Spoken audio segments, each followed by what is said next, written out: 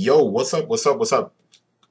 Crazy day today, obviously, with Foot Locker doing its quarterly report. I was all set to let me start the timer. I was all set to talk about Amazon to launch private label with Steve Madden, which is really important, and Timberland's experiential store, which I found on Footwear Plus, which is really important. And I was going to get into the should you try to buy the flip, the Nike Hyper Adapt 1.0, and then I was going to talk about all the job listings that I'm posting, and all of that is really good information. But the impossible happened this morning, and that is it's not the impossible. You know why? Because let's click. Foot Locker had a 20% stock plunge. Now, this is the thing. If you own stock in Foot Locker right now, man, don't go jump off the bridge. Okay, it's a quick response to their sales being down overall. But this was something that I attempted to go out and consult. I sent emails. I'm trying to get everybody to that point where they're becoming a boss as opposed to just a sneakerhead. And I was like, you know what? I can make this transition into becoming a consultant and talking to these brands. Maybe somebody's going to listen to me because hell, I was one of the biggest resellers in the country, and you guys didn't even know my name, but I was doing 500,000. And I was like, well, you know what? I'll put the stats up. People can see how much money I made. People will start listening. I was by myself. I didn't have a team like a bigger resale group of people that was doing 1.9 million or 2 million a year in resale. I was by myself. I'm wondering, and I'm kind of getting off topic, but it does all have to do with this. This is the point. Over the last year and a half, I explained to you guys how I closed a $500,000 store. I explained how the market was shifting. I explained how marketing itself had changed in the new digital environment.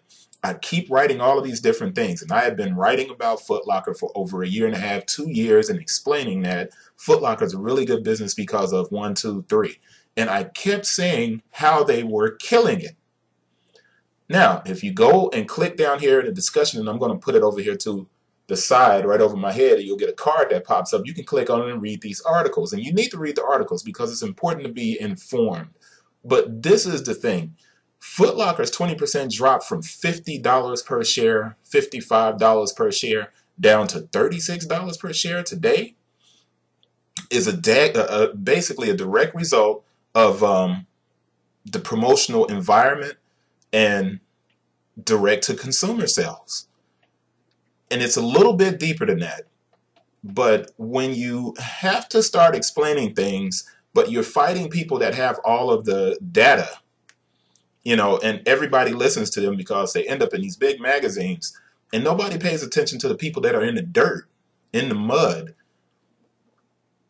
you lose basically, a lot of the times, the dude on the street can tell you something in a better way than the dude in a suit. Hopefully people will start listening. If you go down and you read this article, it will explain a number of things that are important right now. The promotional environment will not end. This has more to do with smaller companies than it does with Foot Locker.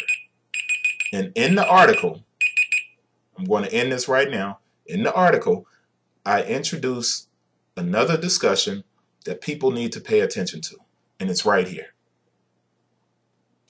Big shout out to Detroit Bear on Twitter for reminding me of overlap. It's not the Nike overlap.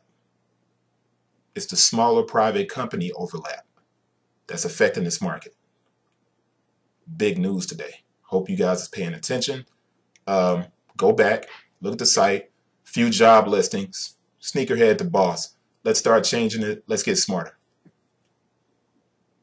Peace.